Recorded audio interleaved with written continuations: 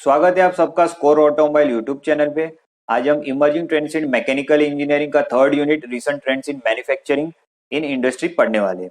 Video में आगे बढ़ने से पहले मैं आपको बताना चाहता हूँ कि यूनिट 1 एंड यूनिट 2 दोनों कंप्लीट हो चुके हैं और यूनिट 1 का मल्टीपल चॉइस क्वेश्चन भी हो गया। तो आपने अभी तक वो देखा नहीं है तो मैं आपको रिकमेंड करता हूँ आप जरूर देखिए, डिस्क्रिप्शन में लिंक दिए। Let's begin.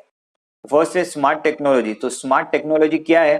एक modern data science technique and artificial intelligence का कॉम्बिनेशन है। क्लियर? अब इसको स्मार्ट मैन्युफैक्चरिंग को बनाने का जरूरत क्यों पड़ा या फिर उसका डिमांड क्या है? उसका डिमांड इसके लिए कि better human machine interface, figure यहाँ पे बताया, जिसके अंदर ये स्मार्ट मैन्युफैक्चरिंग इन्वॉल्व करके सारी चीजें इसको लगती है बनाने में। Smart manufacturing technology is dubbed the fourth industrial revolution. मतलब स्मार्ट मैन्युफैक्चरिंग टेक्नोलॉजी कौन सा रिवॉल्यूशन है? फोर्थ रिवॉल्यूशन का। अब इसका फुल फॉर्म याद रखिए, आईओटी मतलब इंटरनेट ऑफ थिंग्स। फिर क्या बोला है? The coupling of the IoT technologies with advance in plant floor automation and information system is referred to as industrial internet of things. तो सबसे पहले ये आईआईओटी का फुल फॉर्म याद रखिए। अब ये क्या बोल रहा है कि जो आईओटी है उसके साथ साथ एडवांस क्या क्या ऐड कर दिया? प्लांट फ्लोर ऑटोमेशन एंड उसके साथ साथ इंफॉर्मेशन सिस्टम को ऐड कर दिया, तो आईओटी से आईआईओटी हो गया। क्लियर? अभी मैककिन्सी एंड कंपनी, वो लोग ने डिफाइन कैसे किया है स्मार्ट मैन्युफैक्चरिंग को? क्या बोला है उन्होंने कि driven by four disrupts the astonishing rise in the data volume, computational power and improvement in transferring digital instructions to the physical world such as advance robotic and 3D printing. मतलब McKinsey and company, वो लोग ने इस तरह define किया है कि smart manufacturing से कंप्यूटेशनल जो पावर है या फिर जो भी इंप्रूवमेंट हो गया है डेटा ट्रांसफरिंग में या वो फिजिकल वर्ल्ड में, इतना अच्छा है कि वहां से जितने भी काम होंगे सब स्मार्ट तरीके से होते हैं और टाइम कम लगता है वो सब करने में। ठीक है? अब स्मार्ट मैन्युफैक्चरिंग प्रोसेस के 3 डायमेंशन है, इसको 3 डायमेंशन याद रखिए। फर्स्ट है demand driven and integrated supply chain, second is dynamically optimised manufacturing enterprises, third is real time sustainable resource management. ये तीनों याद रखिए। अब स्मार्ट डिजाइन में क्या क्या आ जाएगा? नाम से ही पता चलता है कि यहाँ पे टूल्स यूज करेंगे वो सब डिजिटल रहेंगे, मशीन या फिर टूल यूज करेंगे वो डिजिटल यानी कि स्मार्ट होगी। ठीक है? अब स्मार्ट एप्लीकेशन, तो स्मार्ट एप्लीकेशन में सारे जो हम फैसिलिटीज यूज करेंगे या फिर प्रोसेसेस यूज करेंगे वो सब स्मार्ट एप्लीकेशन से यूज करेंगे। अब स्मार्ट एंड एम्पावर्ड वर्कर्स, मतलब यहाँ पे जो भी वर्कर रहेंगे वो सारे स्किल्ड रहेंगे और उनसे एरर जो होने वाला है वो एरर नहीं होगा और ओमिशन भी कुछ नहीं होगा। क्लियर? सारा जो कुछ काम करेगा दैट विल बी परफेक्ट। अब development of smart manufacturing, smart manufacturing का डेवलपमेंट किस तरह हुआ? तो फर्स्ट इंडस्ट्रियल रिवॉल्यूशन में कंप्यूटर नहीं था। ठीक है? और फर्स्ट इंडस्ट्रियल रिवॉल्यूशन को कन्वेंशनल प्रोडक्ट साइकिल भी बोल सकते हैं। तो एग्जाम में क्वेश्चन आ गया कि first industrial revolution is also known as, the answer is conventional product cycle. अब सेकंड इंडस्ट्रियल रिवॉल्यूशन, तो सेकंड इंडस्ट्रियल रिवॉल्यूशन को हम कैड या फिर कैम भी बोलते हैं और उस टाइम पे सीएनसी टेक्नोलॉजी नया नया चालू हुआ था। अब थर्ड इंडस्ट्रियल, तो थर्ड इंडस्ट्रियल जो है वो क्या है? वो एक राइज है रोबोटिक्स का। ठीक है? जिसके अंदर ग्रुप टेक्नोलॉजी आया, फिर कंप्यूटर इंटीग्रेटेड मैन्युफैक्चरिंग आया और एक बट ऑब्वियस एक बर्थ है इंटरनेट का, जहां इंटरनेट का जन्म हुआ। ठीक है? और इवोल्यूशन जो वो डिजिटलाइज होने का स्टार्ट हुआ। अब इसके अंदर ये दो फुल फॉर्म याद रखिए, कंप्यूटर इंटीग्रेटेड मैन्युफैक्चरिंग सीआई, उसके साथ साथ ये फुल फॉर्म भी याद रखे ग्रुप टेक्नोलॉजी मतलब जीटी। क्लियर? अब इसका फोर्थ इंडस्ट्रियल रिवॉल्यूशन, तो फोर्थ इंडस्ट्रियल रिवॉल्यूशन जो है उसको हम एक बोलेंगे कि वो एक डिजिटल या फिर एक फिजिकल एनवायरनमेंट है। क्लियर? अब ये काफी इंपॉर्टेंट है, एलिमेंट्स ऑफ स्मार्ट मैन्युफैक्चरिंग। तो एलिमेंट्स ऑफ स्मार्ट मैन्युफैक्चरिंग का आईओटी, जिसका फुल फॉर्म तो हमने ऑलरेडी किया, इंटरनेट ऑफ थिंग्स, फिर डिजिटल ट्रांसफॉर्मेशन, आर्टिफिशियल इंटेलिजेंस जिसको हम एआई भी बोलते हैं, फिर क्लाउड कंप्यूटिंग या फिर बिग डेटा। क्लियर? अब इंटरनेट ऑफ थिंग थोड़ा अच्छे से ध्यान से पढ़ो, इंपॉर्टेंट है। तो यहाँ पे क्या बोला है? The internet of thing is the infrastructure of interconnection among objects. मतलब जो भी इंफ्रास्ट्रक्चर में जो भी इंटरकनेक्शन रहेंगे एक दूसरे के ऑब्जेक्ट के साथ, वो रिलेट करता है इंटरनेट ऑफ थिंग्स से।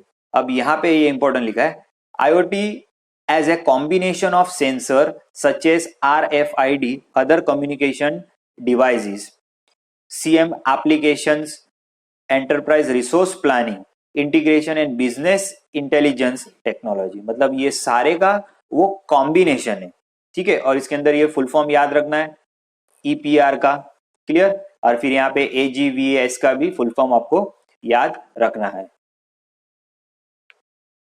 फिर क्या है, the communication and the foundation of the IoT was the inspiration for CPS, मतलब साइबर फिजिकल सिस्टम। तो एग्जाम में क्वेश्चन आ गया कि आईओटी जो है उसका फाउंडेशन और उसका इंस्पिरेशन कौन था, तो वो कौन है, साइबर फिजिकल सिस्टम, इसके लिए वो इंस्पिरेशन है, ठीक है। अब डेफिनेशन इसके क्या है, network of things which are connected to the internet, जो भी थिंग्स इंटरनेट से कनेक्टेड है that is comes under internet of things. उसके अंदर क्या क्या इंक्लूड होता है, आईओटी डिवाइस भी रहेगा और आईओटी एनेबल फिजिकल असेट भी रहेगा, क्लियर। क्या है, internet of thing also has its own technology stack. तो एग्जाम में क्वेश्चन आ गया कि internet of things also has dash stack, तो ओन टेक्नोलॉजी स्टेक, जरूर याद रखिए। फिर क्या बोला है, the internet of thing as a network of connected device with unique identifiers in the form of IP address. वो तो हमें सबको पता है, हमारा एक मोबाइल है, लैपटॉप है, पीसी है, तो हर एक को एक आईपी एड्रेस रहता है, वो यूनिक रहता है, क्लियर। और साथ साथ में उसके साथ साथ उसके अंदर एम्बेडेड टेक्नोलॉजीज भी है। अब द इंटरनेट ऑफ थिंग्स, तो इस पे ध्यान दीजिए। ये दिखने में ऐसा लग रहा है कि कुछ लल्लू पंजू है, बट इस पे भी एक क्वेश्चन हो सकता है कि the internet of thing from dash device to dash, तो आंसर रहेगा from connecting device to human value, clear. अब इसके अंदर ये 6 पॉइंट है, वो 6 पॉइंट आप याद रखिए। फर्स्ट है डिवाइस का कनेक्शन होगा, जब कनेक्शन होगा तभी तो वो सेंसिंग कर पाएगा, सेंसिंग होगा फिर ही कम्युनिकेशन होगा, फिर उसके साथ साथ कम्युनिकेशन जब होगा तब तो पता चलेगा कि क्या कम्युनिकेशन हो रहा है, तो डेटा एनालिसिस, फिर उसके बाद जो कम्युनिकेशन हुआ वो इफेक्टिव है कि नहीं है, इसके लिए डेटा वैल्यू, फिर बाद में वो कम्युनिकेशन का जो रिजल्ट आएगा तब पता चलेगा कि एक्चुअल उसका ह्यूमन वैल्यू कितना है। तो लास्ट है 6th है ह्यूमन वैल्यू। अब इंटरनेट ऑफ थिंग्स के कैरेक्टरिस्टिक्स क्या क्या है, तो फर्स्ट है कनेक्टिविटी, मतलब क्या, एक प्रोसेस है। थिंग मतलब क्या है, अभी बताया कि एक कनेक्शन है, जो भी इंटरनेट से थिंग या फिर ऑब्जेक्ट कनेक्टेड रहेंगे that is known as things. फिर डाटा तो क्या, एक first step towards action. Communication, device connected हो गया, फिर वो दोनों में कम्युनिकेशन होगा, that is known as communication. फिर इंटेलिजेंस, जिसको हम आर्टिफिशियल इंटेलिजेंस भी बोलते हैं, एआई। फिर एक्शन, जो भी हमने इंटरफेस किया या फिर जो भी कम्युनिकेशन किया उसमें एक एक्शन होगा। फिर नेक्स्ट इज इकोसिस्टम, क्लियर। इससे सिर्फ नाम याद रखो, जो भी आपको पढ़ाऊंगा वो मल्टीपल चॉइस क्वेश्चन ओरिएंटेड ही होगा, तो कुछ टेंशन लेने की जरूरत नहीं है। लेक्चर में आगे बढ़ने से मैं आपको बताना चाहता हूँ कि आप लेक्चर अंत तक पूरा देखिए, तो ये कौन से भी टाइप के मल्टीपल चॉइस क्वेश्चन आ गए तो आपको 100% सॉल्व करने को आना चाहिए कि इस बार कुछ भी करके आपको अच्छे मार्क्स से पास होना है। और जो भी मैं पढ़ाऊंगा वो मल्टीपल चॉइस क्वेश्चन रिलेटेड ही पढ़ाऊंगा, बाकी कुछ आपको नहीं पढ़ाऊंगा, ठीक है, क्योंकि हमारा फोकस है अच्छे से अच्छा मार्क्स लाना ऑनलाइन एग्जाम। अब आईओटी एप्लीकेशन उसके क्या क्या है, प्रिडिक्टिव एंड प्रिवेंटिव मेंटेनेंस, मतलब पहले से वो प्रिडिक्ट करता है या फिर प्रिवेंटिव मेंटेनेंस ले लेता है, ताकि कुछ चीज होने वाली है उसके पहले वो प्रिवेंट हो जाए। फिर सप्लाई चेन मैनेजमेंट को बरोबर सप्लाई करते रहते हैं। फिर उसके अंदर क्या इन्वेंटरीज है, लॉजिस्टिक्स है, वो भी चेक करता है। उसके साथ साथ जो भी फैक्ट्री का एफिशिएंसी रहेगा वो एफिशिएंसी बढ़ाएगा और उसको लार्जेस्ट इंपैक्ट देगा फैक्ट्री को। फिर उसका प्रोडक्टिविटी बढ़ाएगा मतलब क्या है कि इंटरनेट ऑफ थिंग्स साथ साथ डेटा एनालिसिस करेगा एंड मशीन लर्निंग करेगा कि मशीन में क्या चीज हम कर सकते हैं ताकि हमारा प्रोडक्टिविटी फास्ट हो। और डेटा एनालिसिस करके भी पता चलेगा कि हमारा जो डेटा हम एनालिसिस कर रहे हैं उसके अंदर कितना हमारा टाइम सेव हो सकता है। तो this counts under increasing productivity. अब है डिजिटल ट्रांसफॉर्मेशन, ठीक है। तो डिजिटल ट्रांसफॉर्मेशन क्या है, the process of using digital technology to create a new or modify existing business. तो यहाँ पे ये ध्यान देने की जरूरत है, ट्रांसफॉर्मेशन बोला है ना, ट्रांसफॉर्मेशन, तो ट्रांसफॉर्मेशन कब होगा, ये कौन सी भी चीज एक है और उसको फिर दूसरे में ट्रांसफॉर्म करना है, तो create a new or modify existing business process, तो डिजिटल ट्रांसफॉर्मेशन दिमाग में याद रखो, क्लियर। फिर रीजंस क्या क्या है डिजिटल ट्रांसफॉर्मेशन के लिए, तो वो है वो अच्छा एक्सेलरेशन करता है, उसके साथ साथ मेंटेनेंस भी अच्छा है और वो अच्छा राइजिंग उसका लीडरशिप है, उसके साथ साथ जो भी हमारा काम करेंगे तो वो थोड़ा एक्सीलरेशन मतलब स्पीड से होगा क्योंकि डिजिटली है, तो इसके लिए एक्सीलरेशन। क्लियर। फिर क्या है, it is the move from a physical to digital. Yes, सही बोला है। डिजिटल डिजिटल जो स्टेज है वो फिजिकल से काफी इंप्रूव्ड वर्जन है। अभी सारा चीज डिजिटल हो रहा है, एग्जाम भी तुम्हारा ऑनलाइन हो रहा है, ठीक है। तो फिजिकल से लेके डिजिटल में चेंजेस आएगा। अब ये डीटी, डीटी मतलब डिजिटल ट्विन, इसका भी फुल फॉर्म याद रखो। तो डिजिटल ट्विन का स्मार्ट मैन्युफैक्चरिंग में क्या वैल्यू है, तो वो designing and verifying of product करता है, प्रोडक्ट को डिजाइन करने में और उसके साथ साथ वेरीफाई करने में भी मदद करता है। जिस तरह आपका मोबाइल नंबर जो ऑनलाइन एग्जाम है वो वेरीफाई होने वाला है, तो सेम यहाँ पे भी ये वेरीफाई प्रोसेस के लिए हेल्प होता है। फिर उसके साथ साथ मॉनिटर कंटिन्यूस करते रहता है कि प्रोडक्शन जो हो रहा है उसका लाइफ साइकिल जो है वो रियली जितना चाहिए उतना मिल रहा है क्या। उसके बाद जो डिजाइन है और प्रोडक्शन लाइन में जो कुछ भी प्रोसेस है वो प्रोसेस सही हो रहा है क्या, उसको वेरीफाई, कंटिन्यूस वेरीफाई करते रहते हैं। तो वेरीफाई करते रहते उसका मतलब क्या, उसको असिस्टेंट करते रहते हैं, ठीक है। फिर उसके साथ साथ उसके जो रिसोर्सेज है मेंटेनेंस के लिए जो भी लगेगा उसको वो एनहेंस करते रहता है, बार बार बार बार एनहेंस करते रहता है कि कुछ भी इसमें लैग हो रहा है क्या, लैग हो रहा है तो उसको एनहेंस करेगा, एनहेंस करेगा। क्लियर। फिर अभी आर्टिफिशियल इंटेलिजेंस, तो एआई का फुल फॉर्म है आर्टिफिशियल इंटेलिजेंस। क्लियर। तो आर्टिफिशियल इंटेलिजेंस है वो बेसिकली है क्या, एरिया ऑफ कंप्यूटर साइंस या फिर ब्रांच ऑफ कंप्यूटर साइंस। तो ये भी क्वेश्चन आ सकता है कि आर्टिफिशियल इंटेलिजेंस इज डैश, तो it is a branch of computer science और it is area of computer science. Clear. अभी आर्टिफिशियल इंटेलिजेंस में क्या होगा कि it emphasizes the creation of the intelligent machine that works and react like a human. मतलब एक machine ऐसे बनावे कि वो इंटेलिजेंट तरीके से काम करे जैसे हम ह्यूमन करते, और उसके साथ साथ वो रिएक्शन भी ह्यूमन जैसा दे। सम ऑफ द एक्टिविटीज कौन से, जैसे कि स्पीच को रिकॉग्नाइज करना। क्लियर। या फिर development of intelligence machine, thinking and working like human, एक मशीन बनाना जो ह्यूमन जैसा सोचेगा और ह्यूमन जैसा काम करेगा। Clear. AI says that the intelligence be it natural और आर्टिफिशियल, तो नेचुरल भी हो सकता है, आर्टिफिशियल भी हो सकता है, और उसके अंदर 3 टाइप के, तो ये नाम आपको याद रखने, ANI, AGI, ASI। Artificial narrow intelligence, artificial general intelligence, artificial super intelligence. Clear. Artificial intelligence is the use of computer science programming, अभी हमने पढ़ा कंप्यूटर साइंस का प्रोग्रामिंग है। फिर उसके डिसएडवांटेजेस क्या क्या है, तो उसका कॉस्ट ज्यादा है, no replicating humans, no improvement with experience, no original creativity, unemployment. ये इतना कुछ इंपॉर्टेंट नहीं है, बट एक बार खाली देख के जाओ।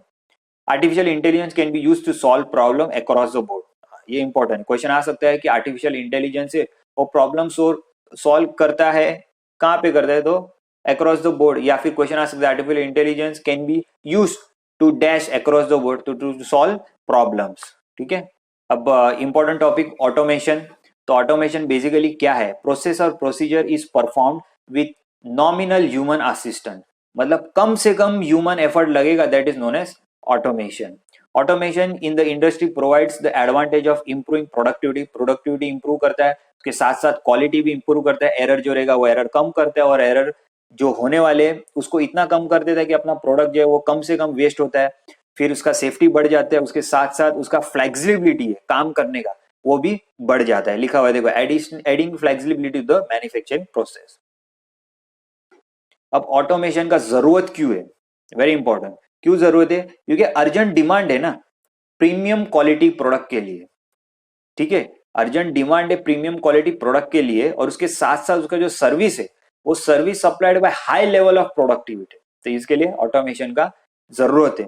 The important point due to which it is needed in industry, मतलब कौन से ऐसे इंपॉर्टेंट पॉइंट्स है जिसकी वजह से ऑटोमेशन की जरूरत है ही इंडस्ट्री के लिए, तो वो पॉइंट्स है ग्लोबलाइजेशन, बराबर, फिर प्रोडक्टिविटी उसको एनहेंस करेगा, फिर industrial automation becomes solution business, जी हाँ सोल्यूशन तो वो बनेगा ही, क्योंकि ऑटोमेशन जो है वो इतना काम फास्ट करता है कि वो हर एक चीज का सॉल्यूशन ढूंढ सकता है, जैसे कि categorise of software and hardware and a mechanism that combines them, hardware plus software, मतलब इतने सारे चीज का वो कॉम्बिनेशन है, तो बट ऑब्वियस है कि उसके अंदर जो क्वालिटी रहेगा, प्रिसीजन रहेगा, एक्यूरेसी रहेगा, वो बढ़ जाएगा। फिर reduce workers fatigue and effort, worker जो रहेगा उसका फटीग या फिर उसका जो एफर्ट रहेगा वो कम कर देगा, क्यों, क्योंकि रिपीटेड टास्क करना है, रिपीटेड कंटिन्यूसली सेम ही काम करना है, तो यहाँ पे ऑटोमेशन है, ऑटोमेशन पे डाल दिया जो भी प्रोग्राम फिट किया है तो ऑटोमेटिक वो काम करते रहेगा। क्लियर।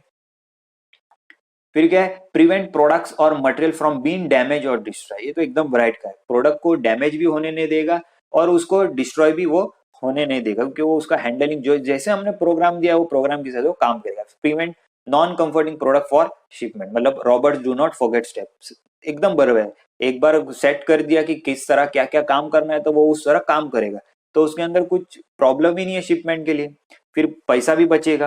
क्लियर।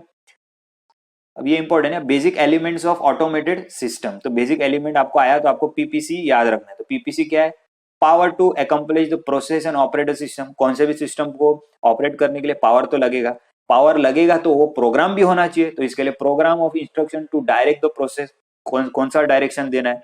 फिर वो प्रोसेस करने के बाद सिस्टम को कंट्रोल भी करना चाहिए, तब आपको हमको उसके अंदर इंस्ट्रक्शन डाल सकते हैं, that is control system to actuate the instruction. तो ये रहा ये डायग्राम से क्या है, पावर मिल गया, पावर मिलेगा तो प्रोग्राम जो है वो स्टार्ट होगा, प्रोग्राम स्टार्ट होगा तो वो कंट्रोल सिस्टम उसको लेगा और वो फिर प्रोसेस को देगा।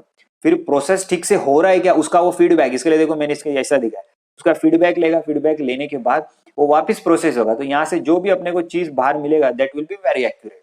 इसके लिए ऑटोमेशन का वैल्यू है। अब ऑटोमेशन प्रिंसिपल एंड स्ट्रेटेजीज, ये भी वेरी इंपॉर्टेंट है। तो the USA principle is the common sense approach to the automation projects. अब जब मैं लेक्चर ले रहा था तब मैंने यूएसए प्रिंसिपल पूछा था, मतलब ऑटोमेशन प्रिंसिपल एंड स्ट्रेटेजी का कौन से प्रिंसिपल काम करते हैं। बच्चा बोलता है सर यूएसए प्रिंसिपल, बोलता है, मैंने बोला यूएसए मतलब क्या, बोलता है यूनाइटेड स्टेट्स ऑफ अमेरिका। तो आप ऐसा मत करना, यूएसए का फुल फॉर्म याद रखना, understand the existing process, simplifies the process, automate the process. तो एग्जाम में क्वेश्चन आ सकता है कि यूएसए प्रिंसिपल है जो ऑटोमेशन का वो क्या है। अब नेक्स्ट है स्ट्रेटेजीज ऑफ ऑटोमेशन। तो strategies of automation very important है, 10 स्ट्रेटेजीज है। क्या क्या है, जो भी ऑपरेशन होगा वो स्पेशलाइज्ड होगा, उसके साथ साथ ऑपरेशन के साथ हम मल्टीपर्पज के जो भी कॉम्बिनेशन है वो कॉम्बिनेशन डाल सकते हैं, उसके साथ साथ साइमल्टेनियस ऑपरेशन रन कर सकते हैं, के साथ साथ अंदर जो भी इंटीग्रेशन होगा, जो भी कैलकुलेशन होगा या फिर जो कुछ भी अंदर प्रोसेस होने वाला है वो अंदर वो प्रोसेस जो है उसके अंदर अच्छे से सिंक्रोनाइज होगा। उसके साथ साथ उसका फ्लेक्सिबिलिटी जो है वो भी बढ़ जाएगा, उसके साथ साथ हैंडलिंग एंड स्टोरेज जो है वो भी इंप्रूव हो जाएगा। उसके मतलब क्या, मतलब वही कि ऑनलाइन इंस्पेक्शन, मतलब जब भी काम हो रहा है तभी वो काम हो रहा है, तभी तभी वो इंस्पेक्ट कर देगा, पीछे के लिए कुछ भी नहीं छोड़ेगा। फिर प्रोसेस जो है वो एकदम कंट्रोल तरीके से होगा और उसका ऑप्टिमाइजेशन भी बढ़ जाएगा। क्यों ऑप्टिमाइजेशन बढ़ जाएगा, क्योंकि प्लांट का जो ऑपरेशन है वो अच्छे से कंट्रोल हो रहा है ना। क्लियर। और नेक्स्ट है सीआईएम। तो सीआईएम हम आगे देखेंगे। तो ये फुल फॉर्म याद रखो, कंप्यूटर इंटीग्रेटेड मैन्युफैक्चरिंग। तो सीआईएम है क्या, CIM involves extensive use of computer applications, computer databases and computer networking through out the enterprise. मतलब ये पूरा एक कंप्यूटर का डेटाबेस है, कंप्यूटर का एप्लीकेशन है, कंप्यूटर का नेटवर्किंग है, वो सारे को कंबाइन करेंगे तो सीआईएम होता है। Automation migration strategy. तो ऑटोमेशन माइग्रेशन स्ट्रेटेजी क्या क्या है, use to produce new product as demand grows. तो क्वेश्चन आ गया कि जब नया प्रोडक्ट का डिमांड आएगा और उसको बनाना है तो हम क्या स्ट्रेटेजी यूज करेंगे, तो answer will be automation strategy. ध्यान में रखिए। अब इसके स्ट्रेटेजीज कौन से हैं। फर्स्ट फेज है manual production using single station, second stage है automated product using single station, third phase है automated integrated production using a multi station. तो मैंने यहाँ पे टिक पर्पसली किया है ताकि आपको पता चले, कंफ्यूज ना हो कि दो स्टेज में सिंगल फेज है या फिर सिंगल स्टेशन है, थर्ड फेज में मल्टी स्टेशन है। क्लियर। जो multiple choice question related importance है वही आपको पढ़ा रहा हो, तो लेक्चर को स्किप ना कीजिए, जो पढ़ा रहा हो उतना ही फोकस कीजिए। फिर ये मेरिट्स या फिर एडवांटेज बहुत इंपॉर्टेंट है ऑटोमेशन के, वो प्रोडक्शन इंक्रीज करता है, उसके साथ उसकी क्वालिटी इंप्रूव करता है, उसके साथ साथ जो प्रोसेस का हेल्दीनेस है वो भी इंक्रीज करता है, अपने को आउटपुट जो रहेगा वो कंसिस्टेंट देगा। फिर जो ह्यूमन का जो लेबर कॉस्ट रहेगा वो भी कम हो जाएगा, उसके साथ साथ वो कम हो जाएगा तो installation operation reduces the cycle time. उसके साथ साथ men can complete task with a high degree of accuracy is required. Task जो हाई डिग्री ऑफ एक्यूरेसी से कंप्लीट हो सकता है and almost replaces human operations in task. जो भी ह्यूमन को ऑपरेशन है, ह्यूमन को जो भी लगेगा काम करने उसकी जगह पे रोबोट कर सकता है। फिर रिड्यूस इंजरीज भी रिड्यूस करता है, क्योंकि जहाँ पे जो ह्यूमन काम नहीं कर सकते वहां पे रोबोट काम कर सकता है। Replaces human in task doing dangerous environment, dangerous environment में जहाँ पे ह्यूमन को डेंजरस है वहाँ पे काम करना, तो वहाँ पे रोबोट काम करेगा। फिर perform task that are beyond human capabilities, human जो भी ह्यूमन के कैपेबिलिटी के बाहर रहेगा जो एरिया, तो वहाँ भी ये रोबोट काम कर सकता है। फिर क्या है, reduces operation time and work handling time significantly, work handling time और ऑपरेशन टाइम भी कम कर सकता है। फिर क्या है, free up workers to take on other roles, मतलब ये वेरी इंपॉर्टेंट पॉइंट है, ये बोलना है ऐसा चाहता है कि जो भी टाइम वर्कर को लगेगा काम करने में तो उसकी जगह रोबोट कर रहा है, तो वो टाइम यूटिलाइज कर, वो टाइम बचा के ह्यूमन है वो दूसरे कोई काम को भी यूटिलाइज कर सकते हैं। क्लियर? अभी ये very important types of automation. तो टाइप्स ऑफ ऑटोमेशन या फिर क्लासिफाइड तीन है, fix automation, programmable automation, flexible automation. Clear? तो सबसे पहले फर्स्ट जानेंगे कि फिक्स ऑटोमेशन है क्या। It is a system in which the sequence of processing operations is fixed by the equipment configuration, मतलब यहाँ पे जो भी ऑटोमेशन या फिर जो भी प्रोसेस होने वाला है वो फिक्स्ड है, जो भी तुमने कॉन्फ़िगरेशन लगाया रहेगा वो कॉन्फ़िगरेशन से फिक्स है। और ये ऑपरेशन एक सिंपल टाइप का ऑपरेशन है और इसके अंदर इसके टिपिकल फीचर्स या फिर उसका अच्छाई या फिर उसका टिपिकल फीचर्स क्या है। अब इसके अंदर इसका टिपिकल फीचर्स क्या है, तो ये हाई इनिशियल इन्वेस्टमेंट, इन्वेस्टमेंट तो लगेगा, फिर बाद में प्रोडक्शन रेट है उसका हाई है, और फिर इनफ्लेक्सिबल है। क्लियर? फ्लेक्सिबिलिटी इतना नहीं है। क्लियर? अब नेक्स्ट है प्रोग्रामेबल ऑटोमेशन। तो प्रोग्रामेबल ऑटोमेशन क्या है, is a set of instruction coded so that the system can read and interpret them, मतलब यहाँ पे नाम से ही पता चल रहा है प्रोग्रामेबल ऑटोमेशन, मतलब यहाँ पे एक पहले से कोडिंग किया गया है, वो कोडिंग के हिसाब से वो रोबोट या फिर ऑटोमेशन है वो काम कर रहा है, तो वही लिखा हुआ है कोडेड, इंस्ट्रक्शन कोडेड, फिर वो इंटरप्रेट करेगा, मतलब उसके हिसाब से काम करेगा। Clear? New program can be prepared and entered into the equipment to produce new product, मतलब हम नए प्रोग्राम भी उसके अंदर ऐड कर सकते हैं ताकि उससे क्या होगा कि हमारा जो कुछ भी हमको इक्विपमेंट मैन्युफैक्चर करना है वो हो सकता है। अब यहाँ इसके फीचर्स क्या क्या है, तो फीचर्स है high investment in general purpose equipment, investment तो हाई होगा ही क्योंकि कोडिंग इन्वॉल्व हो गया, लो प्रोडक्शन रेट है, फ्लेक्सिबिलिटी इसके अंदर अच्छी है, और most suitable for batch production, मतलब मान लो कि एक बैच है, एक बैच में 10 प्रोडक्ट बनने वाले, बी बैच उसके अंदर 20 बनने वाला, तो वैसा बैच के लिए अच्छा सुटेबल है। अब फ्लेक्सिबल ऑटोमेशन, तो फ्लेक्सिबल ऑटोमेशन मतलब क्या हो रहा है कि एक्सटेंशन ऑफ प्रोग्रामेबल ऑटोमेशन, मतलब इसका आगे का वर्जन है फ्लेक्सिबल ऑटोमेशन, और वो क्या बोल रहा है, capable of producing a variety of product with virtually no time loss, मतलब यहाँ पे कुछ भी टाइम लॉस नहीं होता है। क्यों? क्योंकि इसका जो भी नेगेटिविटी है या फिर इसका जो भी डिसएडवांटेज है वो सारे निकाल के जो नया बना है that is flexible automation. Clear? अब इसके फीचर्स क्या क्या है, तो high investment cost for custom engineering system, सारे के हाई इन्वेस्टमेंट है, एक कॉमन हमको पता चले। फिर वाले कंटिन्यूस प्रोडक्शन यहाँ पे पॉसिबल है, फिर मिनिमम या फिर मीडियम प्रोडक्शन रेट है, यहाँ पे प्रोडक्शन रेट है वो मीडियम है, फिर फ्लेक्सिबिलिटी है डेफिनेटली, क्यों? क्योंकि वो एक इंप्रूवमेंट है कोडेड सिस्टम का। क्लियर? फ्लेक्सिबल ऑटोमेशन और प्रोग्रामेबल ऑटोमेशन दोनों में मेजर डिफरेंस है क्या, तो क्या डिफरेंस है, the capacity to change part programming with no lost production time, मतलब यहाँ पे जो पार्ट प्रोग्रामिंग होगा उसके वो करने के लिए कुछ भी टाइम नहीं लगता है। Clear? the capability to overchange the physical setup again with no lost production time, मतलब जो कैपेबिलिटी है फिजिकल सेटअप करने के लिए वो अगेन उसके अंदर ज्यादा टाइम नहीं लगता है। अब ये भी इंपॉर्टेंट है, hard and soft automation. Hard and soft automation होता क्या है, तो हार्ड ऑटोमेशन क्या होता है, it is use for a specific production purpose where the processes are fixed, मतलब हार्ड ऑटोमेशन में सारे जो प्रोसेस रहेंगे वो फिक्स्ड रहेंगे, और वो किसके लिए बेस्ट सुटेबल है, जहां पे mass production with high volume rate है वहां पे वो यूज कर दे hard automation. Clear?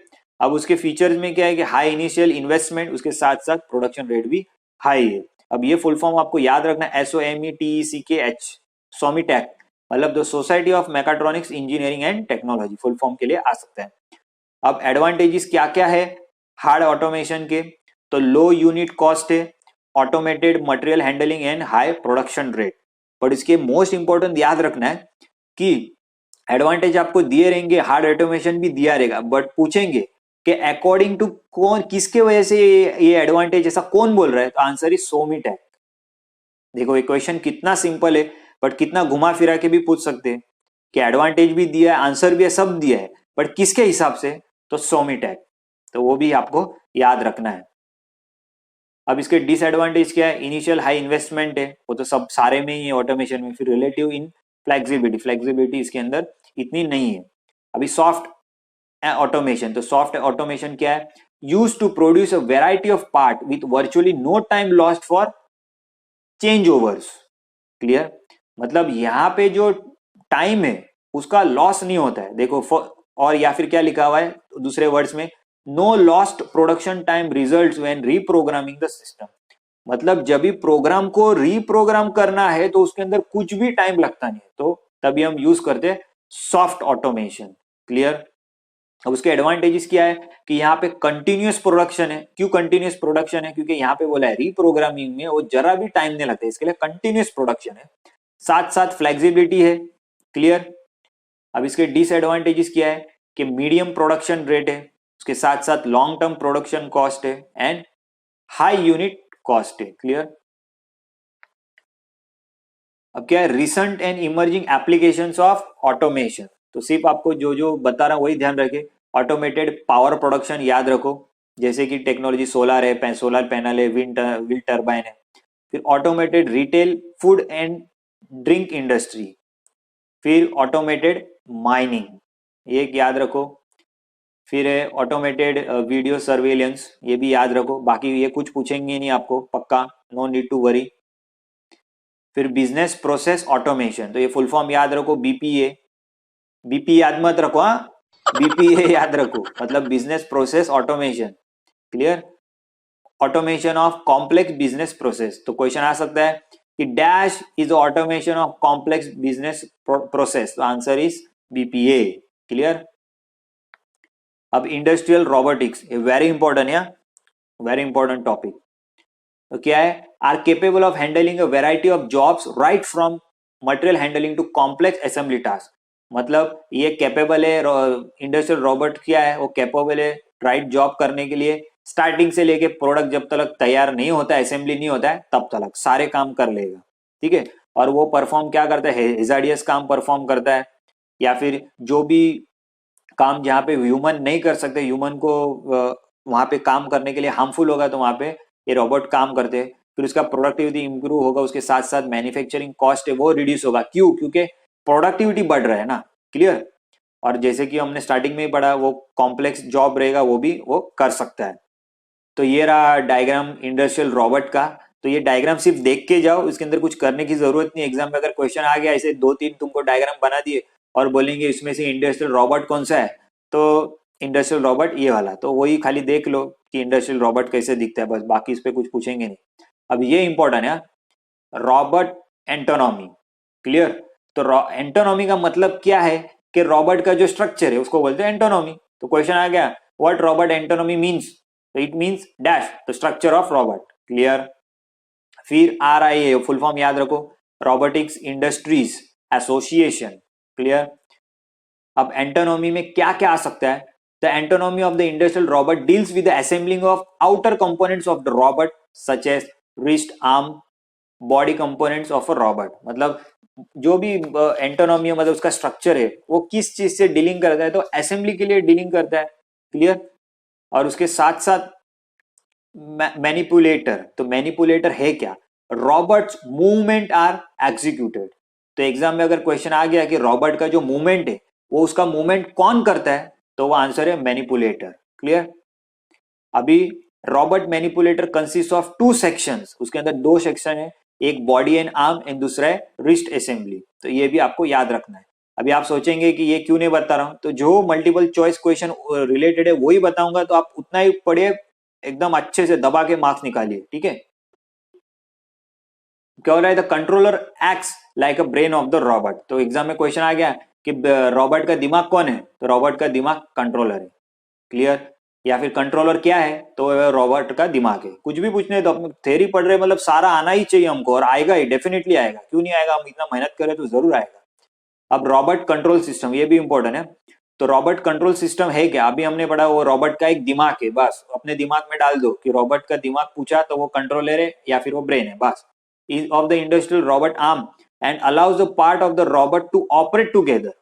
But obvious है, अपने भगवान ने अपने को भी दिमाग दिया है, तो अगर मच्छर अपने हाथ पे बैठेगा तो हम थोड़ी ना पूछेंगे हाथ को कि मारो क्या, सीधा हाथ वहां पे जाता है ना, क्यों? क्योंकि अपना दिमाग है और सिंक्रोनाइज करता है. तो together same it works as a computer and allows the robot to be connected to the other system. बराबर है, कंप्यूटर के साथ काम करता है और दूसरे सिस्टम से वो कनेक्ट भी कर सकता है.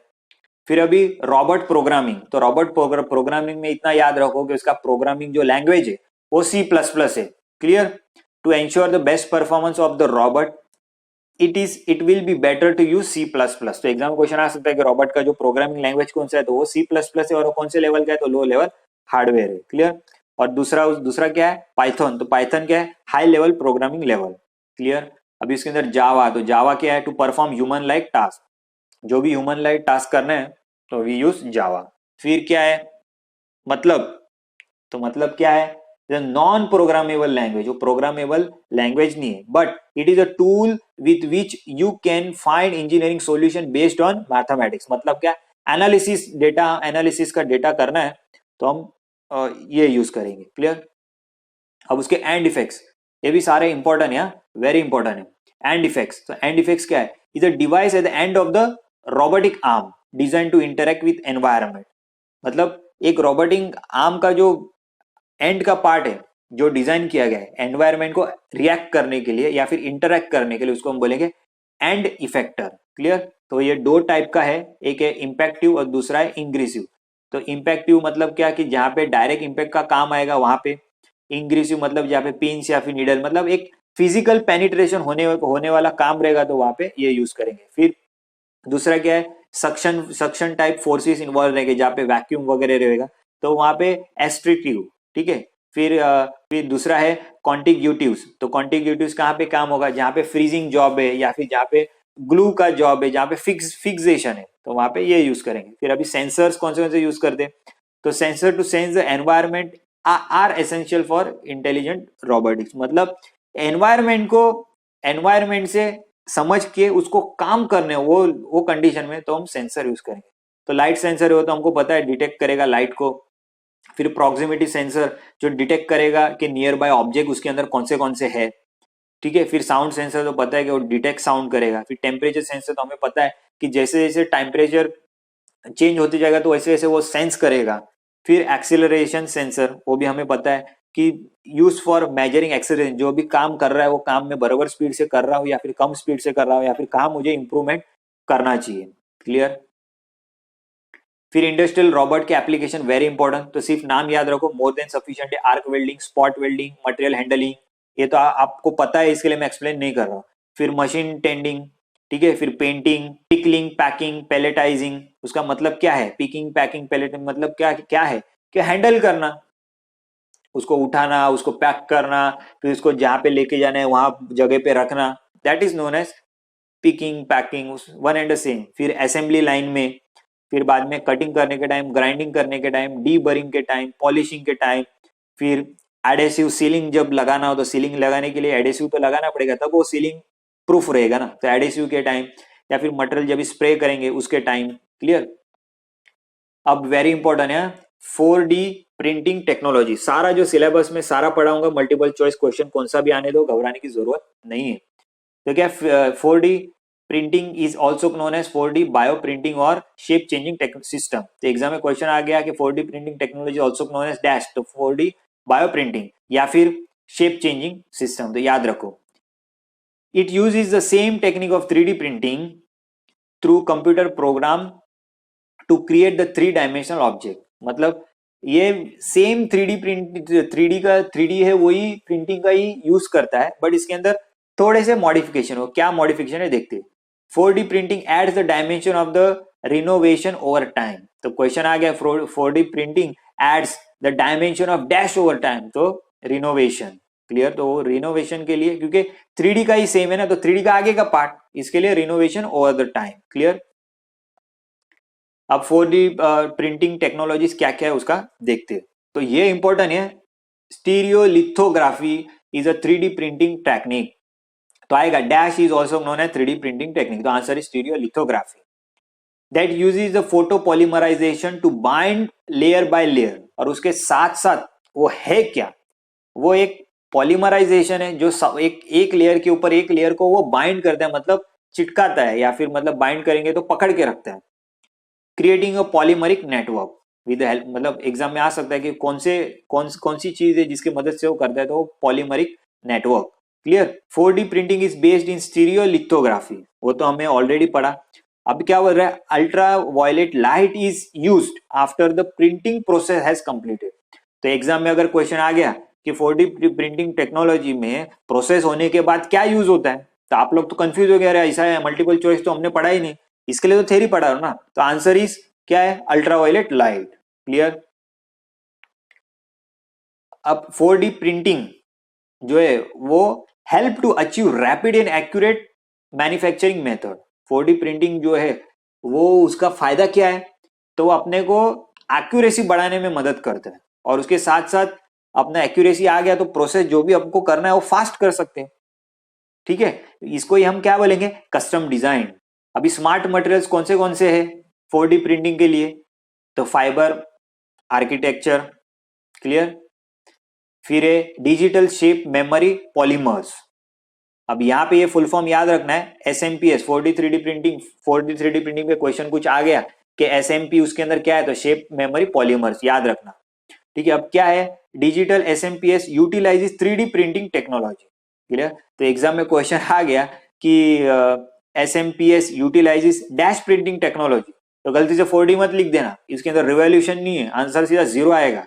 तो आंसर इज 3D। क्लियर। तो कंफ्यूज जरा भी होने का नहीं, टेंशन लेने का नहीं। अब क्या है, लिक्विड क्रिस्टलाइन इलास्टोमर्स। तो ये सिर्फ आपको नाम याद रखो कि LCE का फुल फॉर्म अगर आ गया तो लिक्विड क्रिस्टलाइन इलास्टोमर। अभी डायरेक्ट सिर्फ ऐसा नहीं पूछेंगे डैश क्या है, वो बोलेंगे 4D प्रिंटिंग है कि 3D प्रिंटिंग है, तो वैसे दिमाग में रखो LCE क्या है, लिक्विड क्रिस्टलाइन इलास्टोमर्स। क्लियर। फिर ये वेरी इंपॉर्टेंट है, current applications of 4D printing. 4D printing का एप्लीकेशन क्या क्या है, तो अगेन आर्किटेक्चर सेम, फिर बायोमेडिकल, फिर अदर पॉसिबल एप्लीकेशन। तो अदर पॉसिबल एप्लीकेशन में क्या है, सेल ट्रैक्शन फोर्स, तो CTF याद रखना है। CTF मतलब सेल ट्रैक्शन फोर्स। फिर electrical and magnetic smart materials, commerce and transportation, तो वो भी याद रखना है। The advantage of 4D printing क्या क्या है, उसके अंदर क्या बोला है देखो, the 4D printed material will be able to repair themselves after failure. ये बहुत मुझे अच्छा लगा, क्या बोल रहे हैं कि फेलियर अगर हो जाएगा 4D प्रिंटेड मटेरियल का, तो वो थोड़े टाइम के बाद उसका जो फेलियर रहेगा वो क्या करेगा, वो रिपेयर कर लेगा खुद के सेल्फ से, मतलब अपने आप। दैट इज वेरी गुड, तो वो उसका एडवांटेज है, वेरी इंपॉर्टेंट है। क्या लिखा हुआ है एग्जाम में, क्या क्वेश्चन आ सकता है कि 4D printing material will be able to repair themselves after failure, true false, question statement is wrong, ऐसा कुछ भी आ सकता है, तो वो रिपेयर देमसेल्फ कर ही लेगा। क्लियर। फिर मेडिकल डिवाइसेस में यूज होगा, can create smart structures by using smart material, ये सारे इसके एप्लीकेशन है। अब इंपॉर्टेंट है कि 3D प्रिंटिंग और 4D प्रिंटिंग में डिफरेंस क्या है, इस पे भी क्वेश्चन आ सकता है। क्लियर। तो क्या है, 4D printing objects can transform themselves over time, अभी ये हमने पढ़ा। Where 3D printing object maintain a fix shape, 3D के अंदर एक फिक्स शेप ही पकड़ेगा। The shape of the part produced by the 3D printer is permanent and will not change after production. मतलब एक बार प्रोडक्शन हो गया तो वो उसका जो शेप है वो या फिर जो भी है पार्ट वो चेंज नहीं होगा 3D प्रिंटिंग में। तो 4D में क्या है, the 4D printed object need a stimulus to start the deformation phase. मतलब उसको स्टिम्युलस चाहिए, क्यों, ताकि वो डिफॉर्मेशन का फेज है वो उसके अंदर वो स्टार्ट कर सके। 3D प्रिंटिंग प्रिंटिंग लेयर, क्या बोला है, printing layer by layer from a CAD model, वो तो हमने अभी पढ़ा। 3D क्या है, एक लेयर बाय लेयर है, और उसको क्या मॉडल लगता है, तो कैड मॉडल।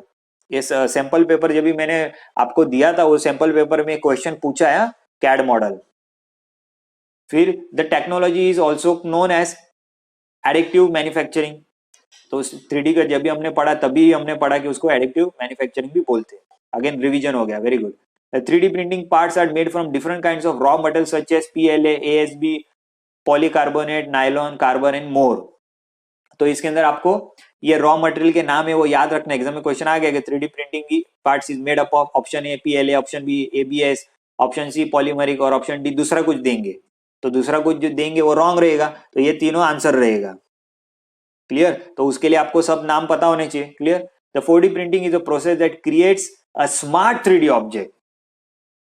क्वेश्चन देखो कंफ्यूजिंग है, अगर एग्जाम में क्वेश्चन आ गया dash printing is a process that creates a smart 3D object, तो आप सोचेंगे क्या, इधर तो पहले से 3D है, तो आंसर इज 4D। तो थोड़ा घुमा फिरा के पूछ सकते हैं। We get the structure of the 4D print is pre program, बराबर है, 4D है ना, तो प्रोग्राम ही प्री प्रोग्राम्ड ही होगा, हमने पढ़ा है। The 4D printing technology is a combination of 3D printing plus smart material plus customized design। ये भी हमें पता है, हमने स्टार्टिंग में ही पढ़ा, फिर भी रिवीजन हो गया कि 4D प्रिंटिंग टेक्नोलॉजी क्या है। तो वो कॉम्बिनेशन है, 3D तो है ही उसके अंदर, प्लस स्मार्ट मटेरियल है, प्लस कस्टमाइज्ड डिजाइन है। तो ये 4D पता चल गया क्या है। क्लियर? फिर ये फुल फॉर्म याद रखो, SLA क्या है, स्टीरियो लिथोग्राफी। तो 4D प्रिंटिंग किस पे बेस्ड है, तो स्टीरियो लिथोग्राफी पे बेस्ड है। अब 3D स्कैनिंग टेक्नोलॉजी, ये भी वेरी इंपॉर्टेंट है, 3D स्कैनिंग टेक्नोलॉजी। तो उसमें क्या बताया उसने, the 3D scanner is a device that analyses a real world object और environment to collect data on its shape and its appearance that is colour. मतलब 3D स्कैनर क्या करता है, वो डिवाइस है जो डेटा कलेक्शन करेगा उसका शेप के ऊपर, उसका कैसा अपीयरेंस है, उसका कैसा कलर है। They can only collect information about the surface that has not covered, मतलब जो सरफेस कवर्ड नहीं हुआ है उसका ही डेटा वो लोग इंफॉर्मेशन कलेक्ट कर सकते हैं। और 3D scan colour surface is called as texture. Exam में क्वेश्चन आ सकता है dash surface is known as texture, तो क्या है 3D scan colour surface. Clear? अभी 3D स्कैनिंग है क्या, technique use to capture the shape of an object using 3D scanner. तो ये 3D स्कैनिंग भी पूछ सकते हैं कि 3D स्कैनिंग का टेक्निक क्या है, तो वो कैप्चर करता है shape of the object using 3D scanner. Clear? अब ये 3D स्कैनिंग का वर्किंग है ऑलरेडी, हमारा जितना हमने पढ़ा वो मोर देन सफिशिएंट है। फिर ये इंपॉर्टेंट है, उसका पर्पस या फिर फंक्शन या फिर उसका जरूरत क्या है, तो to collect the data of the real world object और एनवायरनमेंट, ये अब भी हमने पढ़ा। मतलब तुम आप ही सोचो कि ये 2-3 बार रिपीट मतलब कितना इंपॉर्टेंट है। To recreate design in the form of digital 3D model, recreate करना डिजिटल 3D मॉडल के रूप में। फिर क्या है, to it bridges a gap between physical world and the digital world. तो बट ऑब्वियस है, मतलब क्या हो रहा है कि जो अपना फिजिकल वर्ल्ड है वो और डिजिटल वर्ल्ड, वो दोनों के बीच में क्या है, एक ब्रिज तैयार कर रहा है, या फिर वो दोनों के बीच में एक अच्छा रिलेशन तैयार कर रहा है, गैप जो है वो कम कर रहा है। हाँ राइट है। फिर 3D मॉडल का एप्लीकेशन क्या क्या है, ऑटोमोटिव में यूज होगा, एरोनॉटिक्स में यूज होगा, dental, jewellery making, video gaming सारे में यूज होगा, एनिमेशन मूवीज वो आपको पता ही है। क्लियर? अब ये यहाँ पे ये इंपॉर्टेंट है, सीटी पूछ लिया कि 3D स्कैनिंग प्रोसेस में सीटी क्या है, तो इंडस्ट्रियल कंप्यूटेड टोमोग्राफी। क्लियर? अब नेक्स्ट है, अब एग्जाम में क्वेश्चन आ सकता है कि 3D स्कैनिंग के टाइप कौन से है, तो फर्स्ट है कॉन्टेक्ट टाइप। तो वो क्या है, generally calibrated to operate on a fix platform. मतलब क्या कि जहां पे जो भी प्लेटफॉर्म पे काम हो रहा है वो प्लेटफॉर्म जब फिक्स्ड होगा तो उसको कैलिब्रेशन करने के लिए कॉन्टेक्ट टाइप 3D स्कैनिंग होता है। Highly accurate 3D scanner called coordinate measuring machine. तो सबसे पहले CMM का फुल फॉर्म तो याद रखना ही है, उसके साथ साथ क्या क्वेश्चन आ सकता है, highly accurate 3D scanner are also called as dash, तो कोऑर्डिनेट मेजरिंग मशीन्स, ये भी आपको याद रखना। सेकंड है non contact active type 3D scanner. तो non contact active 3D type scanner क्या है, scanner emits some kind of radiation और लाइट। बराबर? तो देखो यहाँ फोटो में दिख रहा है, ये रहा 3D स्कैनर, तो वो क्या कर रहा है, वो लाइट एमिट कर रहा है, बट ये फोटो में हमको लाइट दिख रहा है नहीं। ठीक है, तो कोई बात नहीं, हमको सीखने तो मिल गया कि scanner emit some kind of radiation और लाइट। तो एग्जाम में क्वेश्चन आ गया कि non active type 3D scanner है वो क्या है, तो ऑप्शन में आ सकता है कि रेडिएशन, लाइट, या फिर दूसरा कोई भी, हमको पता है वो लाइट या फिर रेडिएशन छोड़ता है। Non active passive type 3D scanner, तो नॉन एक्टिव पैसिव बोल रहा है ना, तो मतलब जो अभी हमने पढ़ा उसका उल्टा रहेगा, देखते राइट है क्या, do not emit any kind of radiation. वाह वेरी गुड, बिना देखे आंसर आ गया, तो ऐसे आपको भी कॉन्फिडेंस आएगा non contact passive type 3D scanner तो क्या है, do not emit any kind of radiation, तो उसको बोलेंगे non contact passive type 3D scanner. अब 3D स्कैनर के एप्लीकेशंस क्या क्या है, एजुकेशन में यूज होगा, वो आपको पता ही है, कैड मॉडलिंग वगैरह सब किया होगा आपने। फिर मैकेनिकल इंजीनियरिंग, रिवर्स इंजीनियरिंग, देखो आपने इंजीनियरिंग का नाम आ गया, मैकेनिकल इंजीनियरिंग अच्छा लगता है ना, तो क्या हो रहा है, मैकेनिकल इंजीनियरिंग या फिर रिवर्स इंजीनियरिंग, तो ये क्या है, reverse engineering requires a precise digital model of the object to be reproduced, मतलब जो ऑब्जेक्ट को हमें रिप्रोड्यूस करना है उसका अपने को, वो मॉडल का अपने को प्रिसीशन या फिर प्रिसाइज डिजिटल मॉडल तो चाहिए ही अपने को कोई भी काम करने के लिए। अभी आपको ईटीएम का पढ़ाई करना है, ठीक है, ऑनलाइन एग्जाम के ओरिएंटेड, तो मुझे कितना हार्डवर्क हो रहा है ये करने में, बट मुझे ऐसा है कि एक स्टूडेंट को भी अगर फायदा हो जाएगा तो उसको कितने अच्छे मार्क्स से पास हो जाएगा, तो इसके लिए मैं जो best possible multiple choice question है वो ढूंढ के आपको पढ़ा रहा हूँ, ठीक है। तो सेम इसके अंदर रिवर्स इंजीनियरिंग क्या बोल रहा है, requires a precise digital modelling for the object to be reproduce, जरूरी है। फिर थर्ड है डिजाइन का प्रोसेस, क्लियर, एनिमेशन, एनिमेशन में भी यूज होता है, फिर 3D फोटोग्राफी में भी यूज होता है, क्लियर। फिर अभी क्या है, लॉ एनफोर्समेंट, इसमें भी काफी अच्छा यूज होता है, जैसे कि क्राइम का कोई सीन हो गया या फिर कोई ब्लड शेड पैटर्न एनालिसिस, मतलब कोई गोली वगैरह कुछ मार दिया तो वो ब्लड का पैटर्न किस तरह जाएगा, वो उसके लिए भी यूज करते हो वो, उसके लिए फिर एक्सीडेंट को रिकंस्ट्रक्शन, फिर बॉम्बिंग जो हुआ वो बॉम्बिंग किस तरह होगा। अभी आप पबजी वबजी खेलते हो तो उसके अंदर तो सब आपने देखा ही होगा, लॉ एनफोर्समेंट, ठीक है। जो भी मैं बोल रहा हूँ वो ध्यान से सुनिए, काफी एफर्ट्स और हार्डवर्क मैं ले रहा हूँ आपके लिए, कि मुझे ऐसे है कि आप अच्छे मार्क्स से पास हो, तो ज्यादा से ज्यादा ये वीडियो को आप आपके फ्रेंड के साथ शेयर कीजिए, क्योंकि जितना ज्यादा शेयर करेंगे तो वो शेयर करने से अपनी जो फैमिली है वो फैमिली स्कोर ऑटोमोबाइल की बढ़ेगी, एंड मुझे भी मोटिवेशन मिलेगा काम करने के लिए। और चैनल को अगर अच्छा लगा हो तो लाइक कीजिए, उसके साथ साथ में कमेंट करके बताइए कि आपको आज का लेक्चर कैसे लगा, और आपको मल्टीपल चॉइस क्वेश्चन चाहिए तो वो भी मुझे कमेंट करके बताइए, और आपका रिस्पॉन्स जैसे होगा वो रिस्पॉन्स के हिसाब से फिर आगे के लेक्चर्स बनेंगे। तो I wish you all the very best.